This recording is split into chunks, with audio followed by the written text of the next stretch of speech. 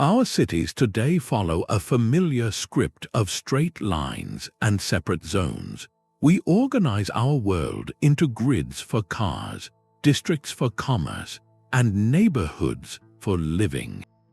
But this is not the only way to build a metropolis. Scattered across the globe are the silent remains of capitals that followed a different blueprint entirely. These are not just piles of old stone, they are challenges carved in ruins. What can the layouts of ancient cities, designed for gods and kings and ceremonies we have forgotten, teach us about urban life today? By the end of this journey, you will see 15 forgotten blueprints that could reshape our future. We will explore a city entered through its rooftops, a capital without a single street, and a grid so advanced it predates the Greeks by thousands of years. Each one presents a paradox that questions our modern assumptions. What if the most radical ideas for our future are actually waiting for us in the distant past? The first city on our list offers a vision of order so absolute it feels almost alien. In the highlands of central Mexico, the ruins of Teotihuacan stretch across the valley like a vast, silent machine of stone. At its heart is the Avenue of the Dead, a colossal ceremonial boulevard running for nearly 2.5 miles through the city's core. This is not a street in any modern sense. It is a processional axis, a sacred line drawn across the landscape, flanked on both sides by the staggering bulk of the Pyramid of the Sun and the Pyramid of the Moon. The entire metropolis was meticulously planned around this single, overwhelming feature. Its rigid geometric layout a testament to a civilization that saw urban space as an expression of cosmic power. This design directly challenges one of our most cherished modern urban ideals, mixed-use zoning. We believe a healthy city blends residential, commercial, and civic spaces. Teotihuacan presents a different model. Here, the most monumental architecture, the very heart of the city, is dedicated almost exclusively to ceremony and state spectacle. The Avenue of the Dead was not a marketplace or a neighborhood. It was a stage for rituals that reinforced a specific social and spiritual order, centralizing religious and state authority in a way that dictated every other aspect of life. The energy and resources of the entire society flowed toward maintaining this sacred center. What makes this layout even more mysterious to archaeologists is what it lacks. Despite its immense size, housing perhaps 125,000 people at its peak, Teotihuacan shows no obvious grand royal palace. There is no single opulent residence that screams king. Similarly, archaeologists have not found a large, centralized marketplace along the main avenue. This absence forces us to reconsider their entire model of governance and commerce. Perhaps power was shared among groups or vested in religious offices rather than a single monarch. Commerce might have been distributed through smaller, neighborhood-based exchanges, intentionally kept away from the sacred core. The city's layout suggests a society where collective ritual and state ideology were the primary organizing principles, more powerful than any individual ruler or merchant class. The silent stones of Teotihuacan ask us a profound question. Can a city be held together not by commerce or a king, but by a shared story carved into its very streets? Yet across the world and an ocean away, another capital reveals a city plan born from an entirely different understanding of the cosmos. On the fertile floodplains where the Mississippi and Missouri rivers meet, a civilization built a metropolis that rivaled the great cities of its time. Cahokia, at its peak around the year 1050, was home to perhaps 20,000 people. Its skyline was not one of pyramids, but of earthen mounds, over 120 of them arranged with startling intention. At its heart stood Monk's Mound, a colossal earthen platform covering nearly 14 acres and rising 100 feet high. This was not a random collection of hills. Cahokia was a meticulously planned city. its layout a vast three-dimensional diagram of the universe as its people understood it. A grand central plaza, larger than 35 football fields, stretched before Monk's Mound, flanked by other important platform mounds. Surrounding this sacred and political core were concentric zones of residential neighborhoods, each with their own smaller plazas and mounds, all connected by aligned causeways. This concentric, hierarchical design stands in stark contrast to the organic, often chaotic sprawl that characterizes the growth of many modern cities. Cahokia did not just happen. It was built according to a plan that reflected a deep cosmological order, with its major axes aligned to the rising sun at the equinoxes and other celestial events. The city itself was a calendar and a temple, its architecture harmonizing human activity with the movements of the heavens. This sophisticated vision extended far beyond symbolism. Cahokia's engineers created a complex water management system of drainage channels and reservoirs, managing the heavy rains of the Mississippi Basin to prevent flooding in the densely populated precincts. They also constructed Mohenjo-Daro, a circle of large wooden posts used as a solar observatory to mark the seasons, directly tying urban planning to agricultural and ceremonial cycles. The scale of the central plazas, capable of holding thousands of people, points to a society that invested heavily in communal gathering, ceremony, and collective experience. This layout fundamentally challenges older notions of pre-Columbian North America as a land of only small, scattered villages. Here was a planned, sustainable urban center with monumental public works, built entirely from earth and wood. Cahokia's legacy offers a powerful lesson in communal infrastructure.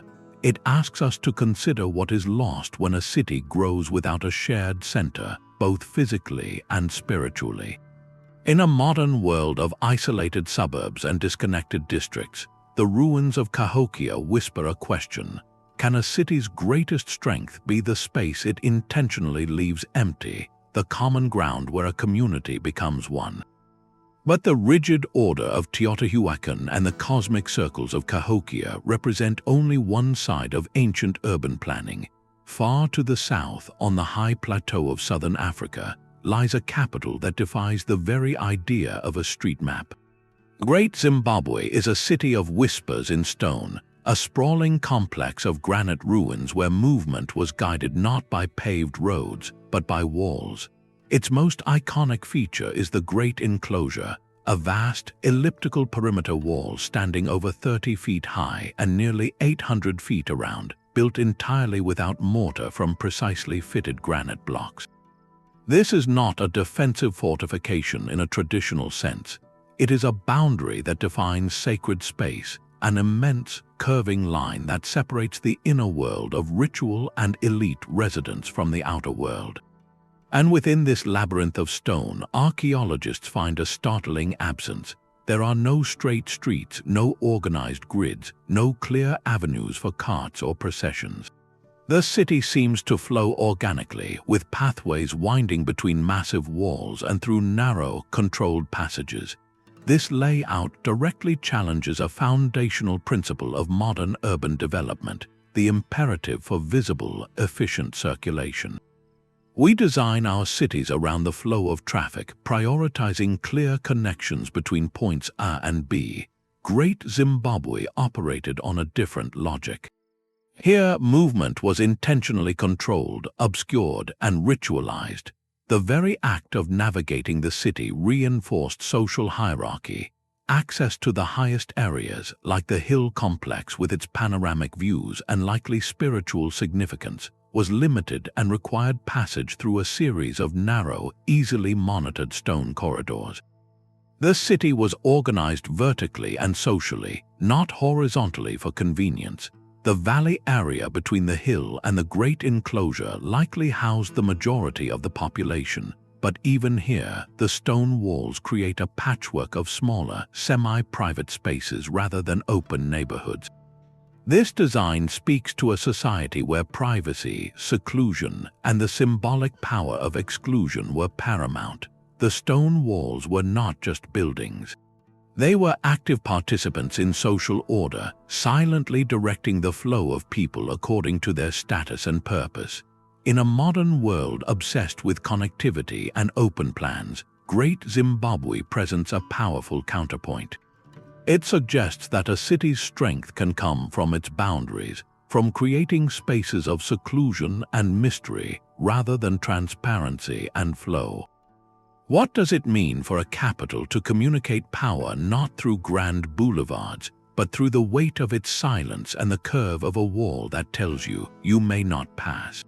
The concept of a city without streets finds a strange echo in the ancient Mediterranean, but here the walls turn inward. On the island of Crete, the palace of Knossos was not just a royal residence. It was the capital. This vast multi-story complex with over 1,000 rooms spread across more than 20,000 square meters functioned as an entire city under one roof. Its legendary labyrinth was not a mythical monster's den, but likely a reflection of the bewildering, non-linear experience of navigating its interconnected halls, staircases, and courtyards. This design presents a radical challenge to a cornerstone of modern urban planning, the strict separation of functions. We zone our cities into residential neighborhoods, commercial downtowns, and industrial parks. Knossos threw all of these elements into a single, breathtakingly dense architectural knot. Grand ceremonial courts for public ritual sat directly beside administrative offices where scribes tracked goods on clay tablets. Elaborate royal apartments were just a corridor away from workshops where artisans crafted pottery and jewelry. Most strikingly, rows of giant, subterranean storage magazines, holding the grain, oil, and wine that powered the economy, were built directly into the foundation of the palace itself. The economic heart of the state was physically and symbolically supporting the entire political and religious structure above it. This integration was made possible by ingenious architectural solutions that feel remarkably contemporary. Rather than a dark, enclosed maze, Knossos was designed for light and air. A sophisticated system of light wells and open courtyards pierced the complex, ensuring sunlight and ventilation reached deep into the lower levels. Terracotta pipes provided running water and drainage, supporting the dense population within. The layout suggests a society where all aspects of life, from the sacred to the economic to the domestic, were understood as parts of a single, interdependent system. Power was not exercised from a distant castle, but was woven into the daily rhythm of production, storage, and ceremony. Walking through Knossos would have meant constantly moving between worlds, from the quiet of a shrine to the clamor of a workshop to the grandeur of a throne room, all within minutes. This challenges our modern commute, our compartmentalized days. What if the ideal city is not one of separated zones, but of radical integration, where the places we live, work, and gather are woven into a single, vibrant tapestry? The ruins of Knossos ask if our love for specialization has cost us a deeper sense of community, all happening under one enormous roof. Yet the idea of a city as a single, integrated machine finds its ultimate expression in a place that predates even the legends of Knossos. In the Indus Valley, over 4,000 years ago, a civilization built a capital so rationally planned it feels unnervingly modern. Mohenjo-Daro, the Mound of the Dead, is a silent rebuke to history books that credit the Greeks with inventing the urban grid. Here, centuries before Hippodamus of Miletus was born, a society laid out a metropolis of straight, wide streets intersecting at perfect right angles.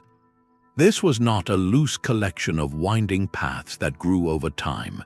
Every block, every main thoroughfare was part of a master plan executed with astonishing uniformity. The entire city was oriented to the cardinal directions, with a dominant north-south axis and a hierarchy of streets, from broad main avenues down to smaller lanes that fed into residential courtyards.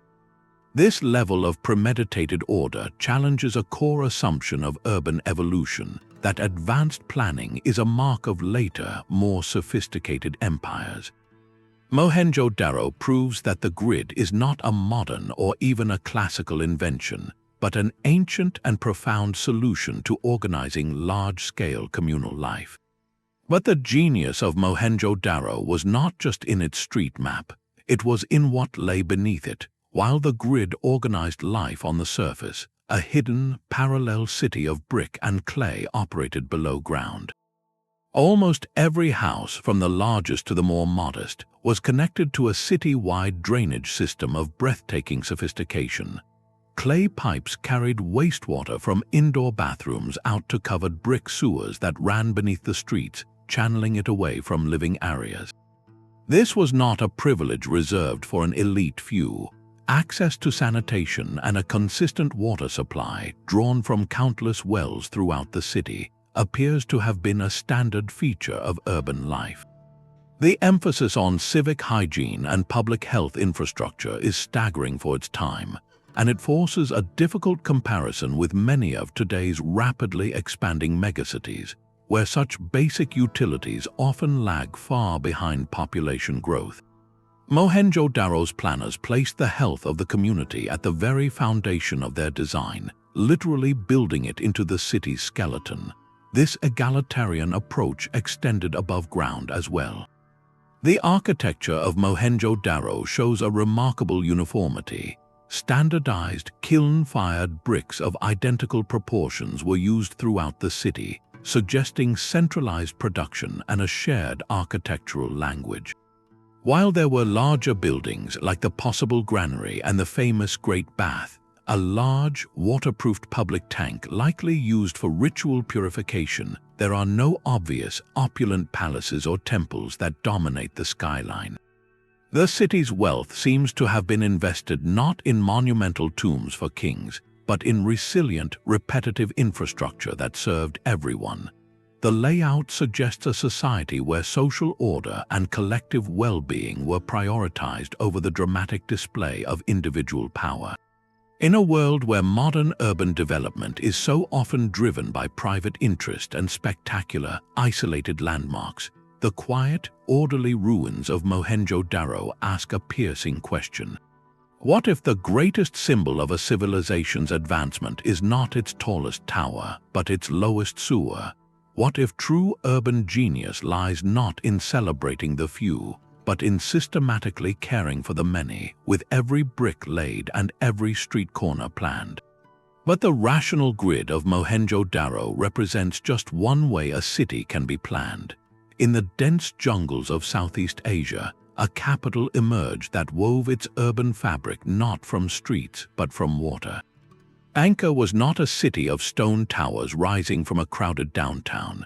It was a vast, low-density ceremonial landscape, a sprawling network of temples, reservoirs, and canals that harmonized with the monsoon cycle in a way that feels almost like a living organism.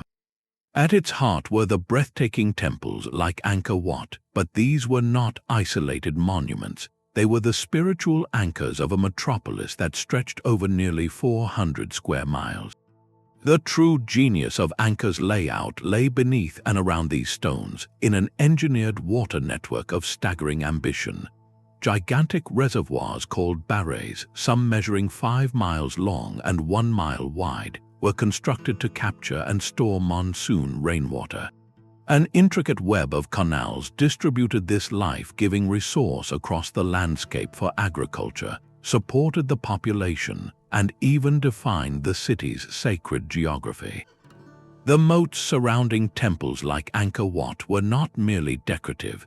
They were part of this grand hydraulic system, symbolizing the mythical oceans surrounding the home of the gods. This design presents a direct challenge to our modern urban instinct to conquer or ignore natural hydrology. Today, we often fight against our water environments, building on floodplains, channelizing rivers into concrete ditches, and treating water as a problem to be drained away. Angkor's planners did the opposite. They built a symbiotic relationship with water, making it the central organizing principle of their capital. The city's layout was an act of profound environmental engineering, shaping the land to store, move, and celebrate water. This allowed Angkor to support a large, dispersed population without the dense urban core we associate with ancient capitals.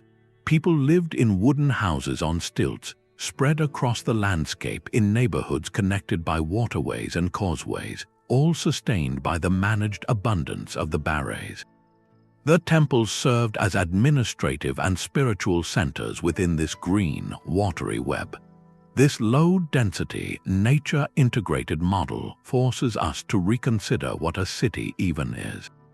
Must a capital be defined by crowded streets and dense housing, or can it be a carefully managed ecosystem where architecture and infrastructure blend seamlessly with the environment? Angkor's legacy is a lesson in resilience through adaptation.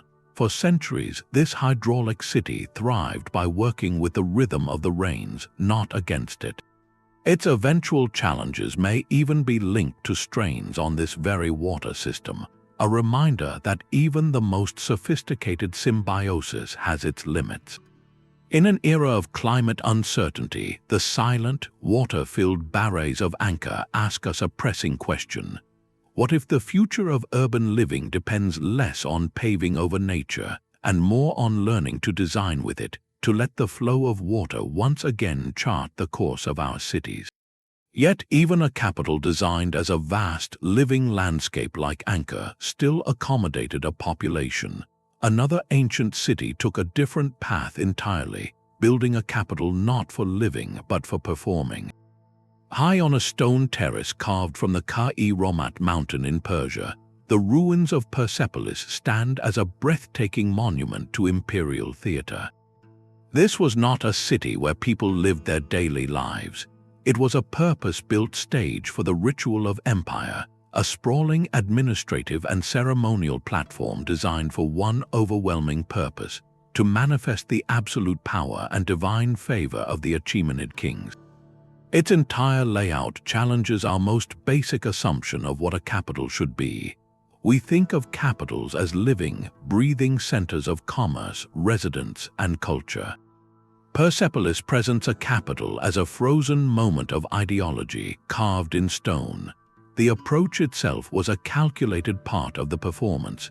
Delegations from across the vast empire, from India to Ethiopia, would not simply walk into the city. They ascended the grand ceremonial staircase, its steps so shallow and wide that one could climb them on horseback, forced a slow, deliberate approach. This was not an entrance for convenience. It was a ritual of submission, a physical act that humbled every visitor before they even reached the heart of power. At the top of the stairs, they entered through the monumental gate of all nations, guarded by colossal stone bulls with the heads of bearded men, before being ushered into the heart of the complex. The entire platform was arranged like a meticulously scripted play. At its center stood the Apadana, the great audience hall. Its roof was supported by 72 towering stone columns, each over 60 feet high, creating a vast, open space where the king, elevated on a throne, would receive representatives from the empire's subject nations.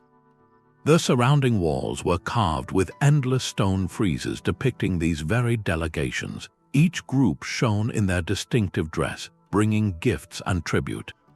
The art was not decoration. It was permanent propaganda, a stone record of imperial dominion that played out in real life within the hall. Adjacent to this stage was the treasury, a massive complex of storerooms and administrative offices where the wealth of the empire, brought as tribute during these ceremonies, was catalogued, stored, and redistributed. The layout made the flow of power literal and visible. Tribute moved from the Apadana, the site of symbolic submission, directly into the treasury, the engine of imperial finance. There was no residential district here, no marketplace for common exchange. The few palaces on the site, like that of King Darius, were for occasional royal residence during ceremonies, not for a permanent civilian population. The people who worked and served here lived in a plain below the terrace, their world physically and symbolically separated from the realm of gods and kings above. This separation forces a profound question about the nature of power in urban design. Persepolis suggests that the ultimate expression of authority might require the removal of ordinary life altogether. It presents the capital not as the heart of a society's daily rhythm, but as an isolated instrument of statecraft and spectacle, a machine for legitimizing rule. In a modern world where government centers are embedded within bustling cities, the silent, elevated terrace of Persepolis offers a stark alternative. What happens when a capital is designed not to serve its citizens, but to awe them? When the primary function of a city's plan is not to facilitate life, but to dramatize the absolute distance between the ruler and the ruled? The serene isolation of Persepolis shows a capital built to intimidate. But what if the first cities were founded on an entirely different principle, not on fear, but on mutual benefit? Deep in the arid Soup Valley of Peru, the sacred city of Caral rises from the desert, a complex of pyramids and plazas that whispers a startling secret. This is one of the oldest urban centers in the entire Americas, flourishing over 4,600 years ago, a contemporary of the pyramids of Egypt. And its layout presents a puzzle that upends a fundamental assumption about human civilization. In a world we often imagine as violent and precarious, Caral shows no signs of war. There are no defensive walls, no stockpiles of weapons, no art glorifying conquest. Its architecture speaks a different language. The city is organized around a central public space, flanked by 6 large platform mounds, each with a distinct ceremonial purpose. These are not fortresses but stages. The most striking architectural features are its sunken circular plazas. These are not defensive pits, but carefully engineered amphitheaters dug into the earth, their circular form creating a natural, inclusive gathering space. One such plaza, nestled between 2 major pyramids, could have held hundreds of people for public rituals, music, and communal decision-making. The residential sectors spread out around this ceremonial core are organized into distinct neighborhoods, suggesting a society with different social groups or family lineages, yet all oriented toward the shared center. This entire urban plan challenges the long-held belief that the earliest cities necessarily arose from conflict, requiring walls and warriors for protection. Caral suggests an alternative origin story for urbanism, one based on collaboration, trade, and shared belief. Its location was strategic, but not for defense. It sat at the nexus of trade routes connecting the coastal fisheries, with their abundant anchovies and shellfish, to the inland communities producing cotton, vegetables, and fruits. The city's economy seems to have thrived on this exchange, a peaceful commerce that fed its growth. The monumental effort required to build the pyramids and plazas implies a high degree of social cohesion, a population willingly contributing labor to projects that benefited the whole community, likely motivated by a powerful shared religion. The artifacts found here tell the same peaceful story: musical instruments like flutes made from condor and pelican bones, and intricate ritual offerings, not swords or shields. The layout of Caral forces us to reconsider the deep roots of human society. It presents a model where urban life began not as a fortress under siege, but as a carefully orchestrated network of reciprocity. The sunken plazas were containers for community, the pyramids were platforms for reaching the divine, and the open plan was an invitation, not a barrier. In a modern world where our cities are often divided by walls, both physical and social, where security and separation can feel like primary concerns, the ancient, open design of Caral asks a quietly revolutionary question. What if the most durable foundation for a city is not the fear of outsiders, but the strength of the bonds within? But the open, collaborative model of Caral stands in stark contrast to a city built for a different kind of connection, one that reached not across a desert, but into the heavens. Deep in the rainforests of Guatemala, the Maya city of Tikal did not conquer the jungle. It performed a breathtaking act of integration. The city's skyline was a constellation of steep, limestone pyramids piercing the green canopy, their crests designed to catch the first and last light of the sun. These towering temples were not clustered in a single downtown, but were scattered like islands in a sea of trees connected by broad, raised causeways known as sakbiab. These white plaster roads cut straight lines through the forest, not as declarations of human dominance over nature, but as sacred pathways linking ceremonial precincts, elite residences, and public plazas. The result was a city without a clear edge, where the vibrant, teeming life of the rainforest was not the enemy outside the walls, but the essential fabric woven through the urban core. This urban garden model fundamentally challenges our modern obsession with a clear separation between the built environment and the natural world. We see a city, and then we see a park within it. At Tikal, the entire city was a park, a carefully managed ecosystem where architecture and wilderness existed in a constant, dynamic dialogue. The Maya planners did not clear-cut the land. They sculpted it, creating sun-drenched plazas for gathering and shaded forest corridors for movement, all within the same continuous space. This integration was a matter of survival as much as spirituality. Tikal's engineers mastered water management in a land with no permanent rivers, constructing large, plaster-lined reservoirs or aguadas that were strategically placed throughout the city. These were not hidden underground cisterns, but central features of the urban landscape, collecting precious rainwater during the seasonal downpours to sustain the population through the dry months. The reservoirs became hubs of life, attracting wildlife and likely serving as focal points for community activity. This decentralized network of water sources meant that neighborhoods could thrive amidst the forest, reducing the need for a dense, centralized urban core. The model supported a staggering level of biodiversity within the city limits. Howler monkeys would have called from the trees shading a palace courtyard, and flocks of parrots would have flown between temple peaks, their raucous cries mixing with the sounds of human ceremony. This layout presents a radical alternative to our concrete jungles. It asks us to consider a city not as a place where nature is permitted in designated zones, but as a habitat where human settlement is carefully inserted into a pre-existing, thriving ecological web. The raised causeways themselves were feats of engineering that respected the land, allowing water to flow and animals to pass underneath, minimizing disruption to the forest floor.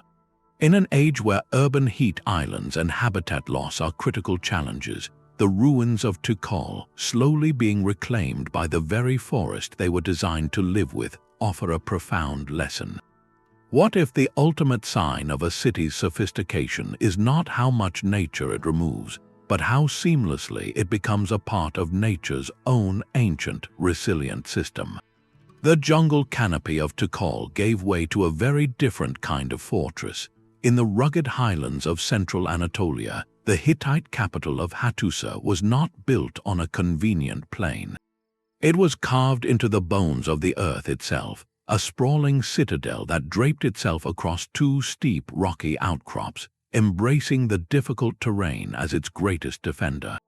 This was not a city that submitted to a grid or a circle. Its layout was organic, irregular, and dictated entirely by the defensive logic of the landscape. Winding roads climbed and descended between the two hills, connecting neighborhoods, temples, and palaces that were tucked into natural contours and perched on defensible ridges.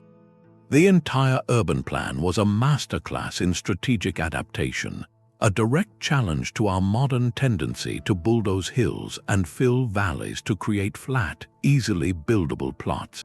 Hattusa's builders understood that the land itself could be the first and strongest wall, and where the natural defenses ended, they built walls that defied imagination. A circuit of monumental stone fortifications over 4 miles long in places snaked around the city's perimeter. These were not simple barriers. They were multi-layered defenses with towering ramparts projecting bastions for archers and deep foundations sunk into bedrock. The gates punctuating these walls were statements of both power and psychology. The most famous, the Lion Gate, is flanked by two colossal, snarling stone lions, their bodies emerging from the massive stone blocks. To pass through was to walk directly into the jaws of the Empire's protective might, a daily reminder of the strength required to survive in a volatile world. Yet within this formidable shell, Hattusa was a complete capital. The rocky terrain was cleverly compartmentalized. One hilltop housed the Great Temple, a vast complex dedicated to the storm god and sun goddess, its storerooms once holding treasures and vital grain reserves. Just a rugged climb away on the southern citadel stood the royal palace and the state archives. In these archives, thousands of baked clay tablets were found, inscribed with diplomatic correspondence, legal codes, and religious texts in multiple languages. This placement is profoundly telling. The city's intellectual and administrative heart was not hidden away in a vulnerable lowland. It was placed at the highest, most defensible point, physically integrated with the royal residence and the fortifications. Knowledge and power were literally guarded by the same walls. This fusion of temple, archive, and fortress in a single, rugged landscape presents a stark contrast to modern capitals, which often separate government precincts, cultural institutions, and residential areas onto flattened, open terrain for ease of access and construction. Hattusa asks us what we sacrifice for that convenience. Its layout speaks of a civilization that saw security, spirituality, and statecraft as inseparable, all woven into an urban fabric that respected and exploited every cliff and canyon. In a world where we often view topography as an obstacle to be removed, the ruins of Hattusa stand as a testament to a different philosophy. What if the true genius of a city's plan is not in overcoming the landscape, but in listening to it, in letting the very shape of the earth dictate a form of urban life that is as resilient as it is imposing? The stark, defensive logic of Hattusa gives way to a city built from an entirely different material and for an entirely different kind of power. On the arid northern coast of Peru, the wind whispers across the ruins of Chan Chan, the largest adobe city ever built in the ancient Americas. Here, the sun-baked earth itself was transformed into a metropolis of staggering scale and profound symbolism. Unlike the integrated grids or organic layouts we've seen, Chan Chan presents a unique urban puzzle, a capital composed of 10 enormous, walled compounds called ciudadelas. These are not neighborhoods or districts in our modern sense. Each ciudadela is a miniature city within a city, a vast, rectangular fortress of high, blank adobe walls enclosing its own world. Inside each compound, a labyrinth of corridors, courtyards, and plazas unfolds, containing everything needed for a ruler's existence and legacy: a royal residence, ceremonial spaces, administrative offices, storerooms packed with wealth, and a sacred burial platform. This modular, repetitive layout challenges our most basic ideas about centralized urban planning and public space. We envision a capital with a single, dominant center, a downtown where power is concentrated and public life converges. Chan Chan had 10 centers. It was a capital of parallel kingdoms, each ciudadela representing the autonomous domain of a successive Chimu ruler, built not to integrate with the last, but to stand beside it as a self-sufficient testament to his reign. The city grew not by expanding outward, but by adding another sovereign block, a new walled universe next to the old one. This design speaks to a society organized around royal lineage and ancestor veneration, where the physical and spiritual authority of a ruler did not simply transfer to his successor, but remained entombed and active within his own compound. The burial platform, or huaca, within each ciudadela was its spiritual anchor, ensuring the continued influence of that lineage. Power was thus fragmented and monumentalized simultaneously, frozen in a series of competing, adjacent estates. This fragmentation extended to the very concept of public space. There is no evidence of a grand central plaza for all citizens, no unifying civic heart. Public life, to the extent it existed in a ceremonial sense, was likely contained and controlled within the walls of each ciudadela, accessible only to that ruler's court and subjects for specific rituals. The vast open areas between these compounds were not public parks, but arid buffer zones, perhaps used for agriculture or simple circulation. The city's layout physically prevented the emergence of a unified civic identity, instead reinforcing loyalty to a specific ruler and his lineage compound. Yet this seemingly divided city was held together by one overwhelming, shared necessity: water. The Chimu were master hydraulic engineers in one of the world's driest deserts. Each ciudadela had its own large, intricately decorated reservoir, fed by a complex network of canals that diverted water from distant rivers in the Andes.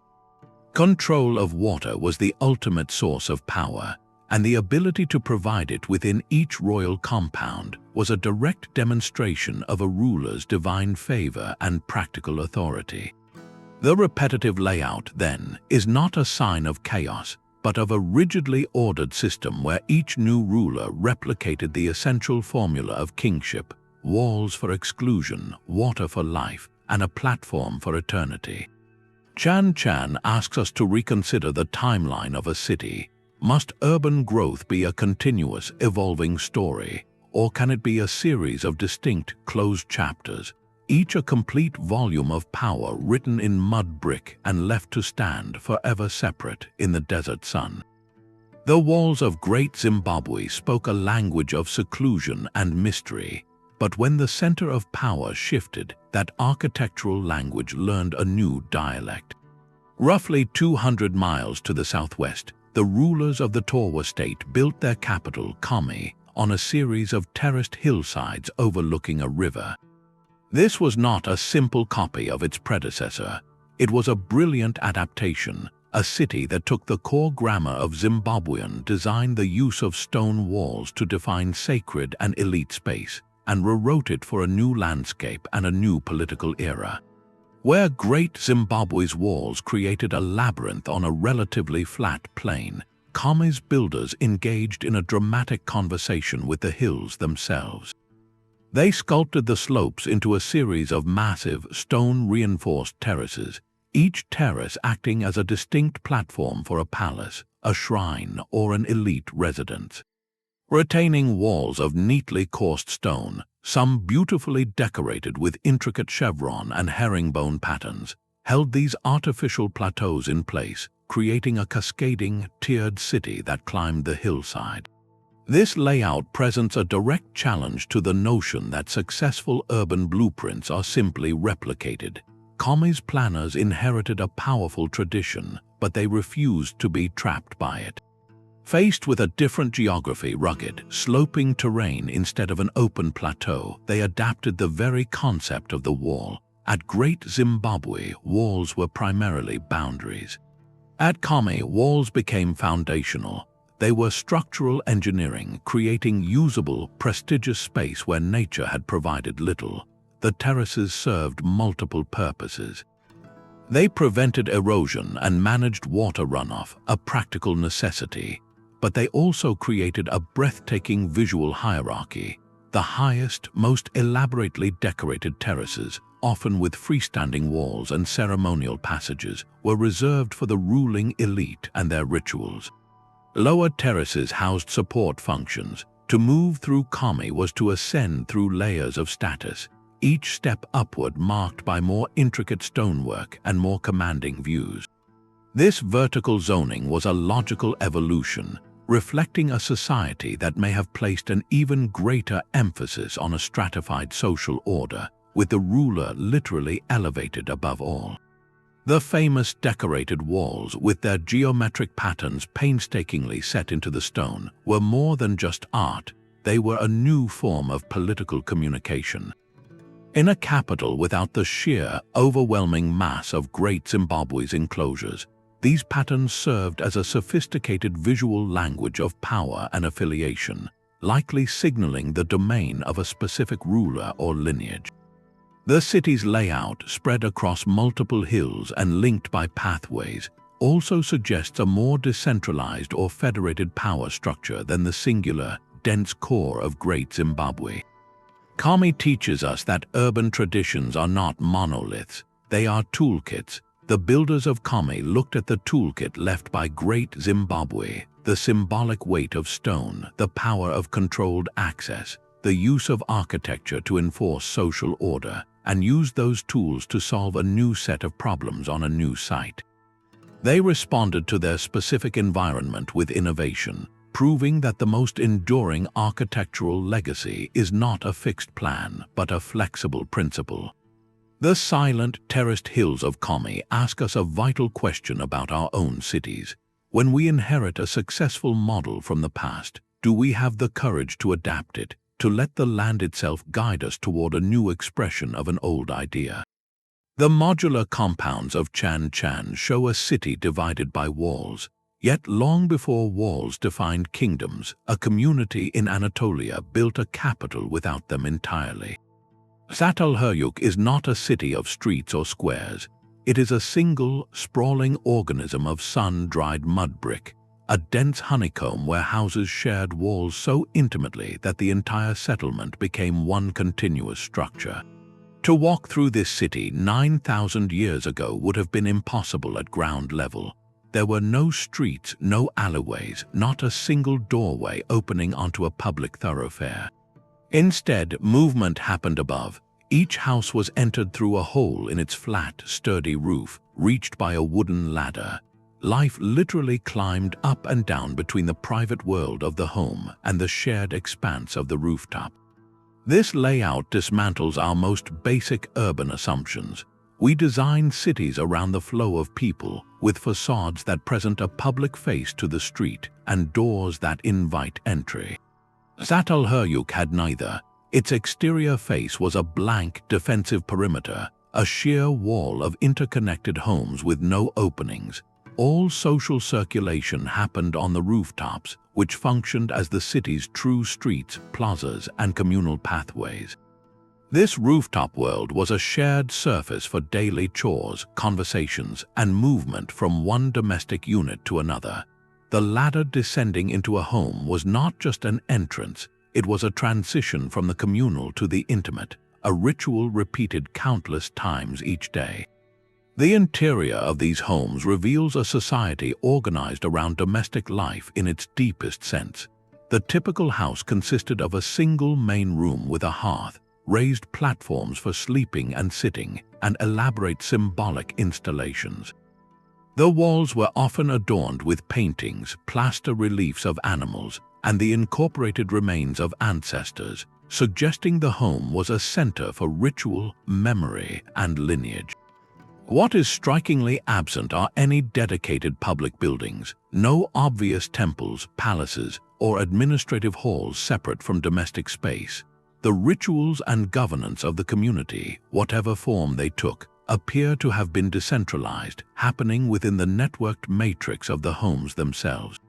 This presents a profound challenge to our concept of urban institutions. We separate functions into specialized architecture, a city hall for governance, a church for worship, a market for trade. Çatalhöyük suggests a model where the social and sacred were fully integrated into the domestic sphere. The community's cohesion was maintained not through monumental public works that gathered everyone in one place, but through the repetitive, inward-focused practices of individual households, all physically bound together into one indivisible whole. It was an urban life of intense proximity and likely interdependence where privacy was found inside the home, but true solitude from the collective may have been rare. The design speaks to a priority on security, social equality, and a deeply rooted connection to household ancestry. In a modern world where we often lament the loss of community and the isolation of suburban life, the silent, rooftop streets of Çatalhöyük pose a haunting, beautiful question. What if the ultimate expression of a shared society is not a grand plaza where we occasionally gather, but a city built so closely that every ceiling is another family's floor? The rooftop world of Çatalhöyük shows a city woven from a single domestic fabric, but on the rocky plains of southern India, a capital emerged that wove its fabric from something far grander, the divine. Vijayanagara, the city of victory, was not merely built on the land. Its layout was a conscious act of consecration, a vast urban poem written in stone and water to honor the gods. The entire metropolis was organized around a powerful sacred axis, a north-south line that connected the heart of earthly power with the realm of the eternal. At one end stood the royal center, a fortified complex of palaces, audience halls, and administrative buildings where the emperor, considered a divine representative, held court. At the other end, miles away, rose the spiritual anchors, the towering gopurams of temple complexes like the Virupaksha, dedicated to the city's patron deity. The broad thoroughfare connecting them was not just a road, it was a pilgrim's path, a ceremonial artery along which the energy of the empire flowed. This design presents a direct and profound challenge to the secular, functional zoning that defines our modern cities. We separate church and state not just in law, but in concrete and steel, placing government districts, commercial hubs, and religious buildings in distinct, often disconnected zones.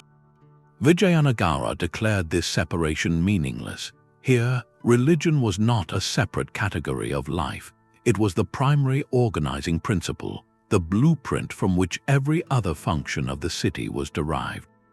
The temple was not an isolated place of worship. It was the economic and social engine of its district. Sprawling bazaars or markets fanned out from the temple gates, where the throngs of pilgrims created a permanent, vibrant economy. Artisans' quarters, military barracks, and residential neighborhoods for different communities were all carefully positioned in relation to this sacred geography. A soldier's daily life, a merchant's trade, and a farmer's labor were all given meaning by their physical and symbolic proximity to the temple axis. This integration was made possible by a mastery of environmental engineering that served both practical and cosmological needs. The arid landscape was transformed by a network of massive, stone-lined irrigation tanks. These were not hidden reservoirs, but monumental public works, some large enough to be mistaken for natural lakes. They served the vital purpose of storing water for agriculture and the city's population, but they were also designed as sacred tirthas, or bathing tanks, for ritual purification.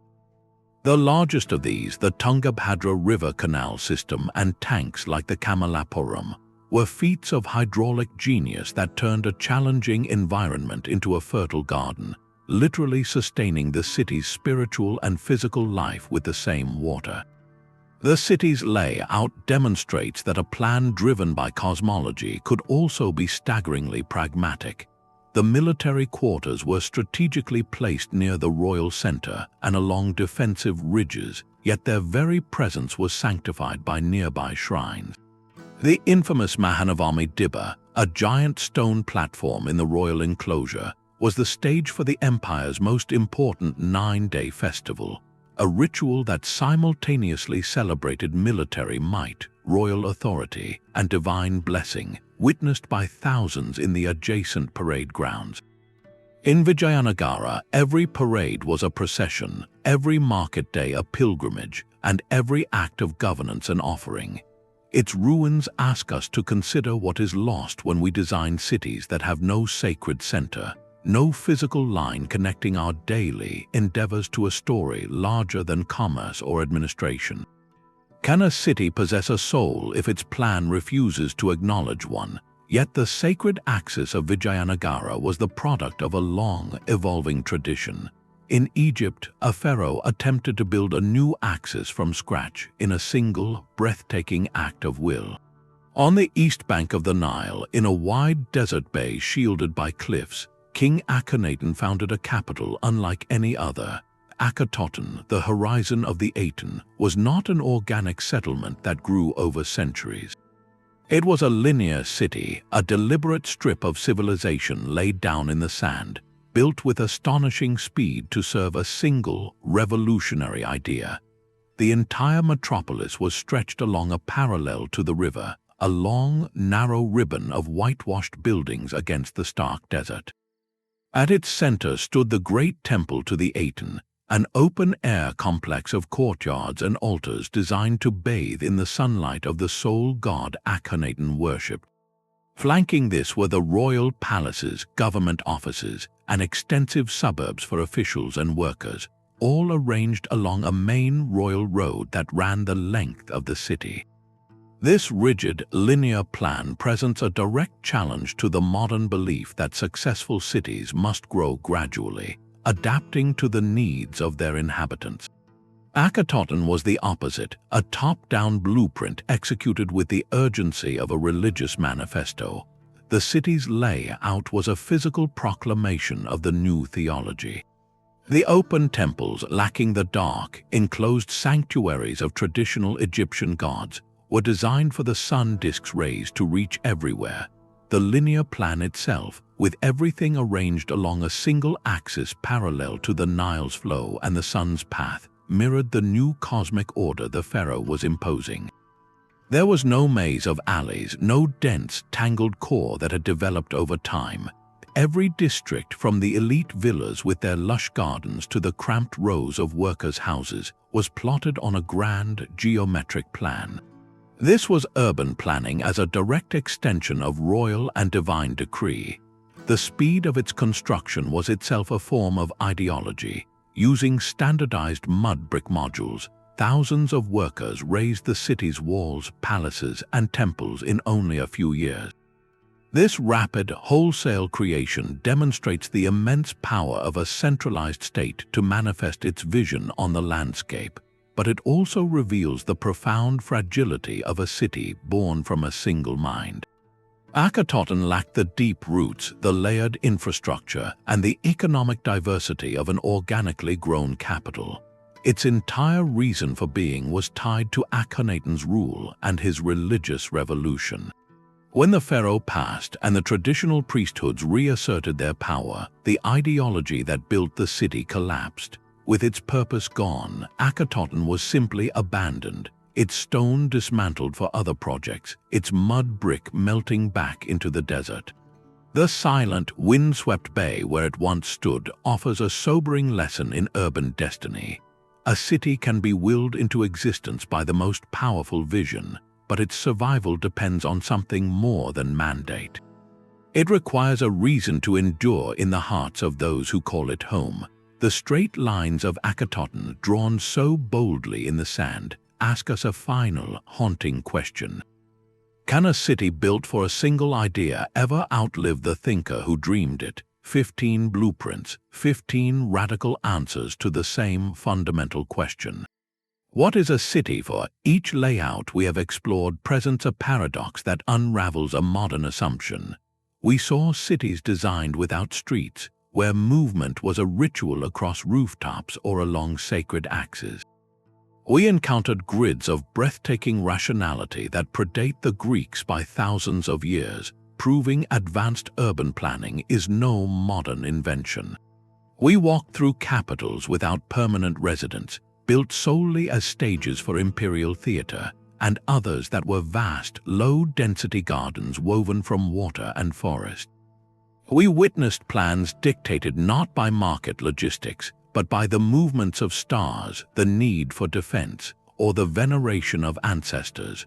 On the surface, these models could not seem more different, the rigid lines of Mohenjo-Daro versus the organic curves of Great Zimbabwe, the open plazas of Caral versus the walled compounds of Chan. Yet a single, powerful thread connects them all, a profound and intentional integration with the natural world. These were not cities built upon the land, but cities born from a conversation with it. Teotihuacan's Avenue of the Dead was aligned with celestial events. Cahokia's mounds mirrored the cosmos, Angkor's reservoirs captured the monsoon. Tikal's causeways respected the rainforest floor. Hattusa's walls followed the bones of the hills. In every case, the environment was not an obstacle to be conquered, but a partner to be understood, a source of meaning to be incorporated into the very logic of the plan. This stands in stark contrast to much of modern development, which often treats nature as a blank slate or a resource to be extracted and managed separately. We channel rivers into concrete culverts, flatten topography for ease of construction, and create sharp boundaries between the urban and the wild. The ancient capitals challenge this exploitative relationship. They demonstrate that the most resilient and meaningful urban forms arise from symbiosis, from designs that listen to the water, the stone, and the sky. Their ruins offer us more than a history lesson. They offer a different set of blueprints for what a city can be. They remind us that urban life, at its best, is not a separation from nature, but a sophisticated and reverent way of living within it. These silent cities are not failures of progress. They are repositories of forgotten intelligence. Each lay out a testament to a different way of seeing the world. The lesson they offer is not that we should abandon our modern cities, but that we must abandon the idea that our way is the only way. For centuries, urban planning has been guided by doctrines that claim universality: the grid, the zoning code, the car-centric street. The ruins we have walked through today shatter that illusion. They prove that a successful, thriving metropolis can be a walled compound, a rooftop network, a sacred axis, or a hydraulic garden. The form a city takes is not predetermined by some law of efficiency. It is a choice, a reflection of what a society values most deeply, whether that is cosmic order, collective security, divine favor, or ecological harmony. This challenges us to look at our own urban landscapes with new eyes. When we see a sprawling suburb, a dense downtown, or a planned community, we are not looking at inevitabilities. We are looking at choices, many of them inherited from a very specific and relatively recent moment in history. The ancient capitals ask us, what have we chosen to prioritize and what have we forgotten?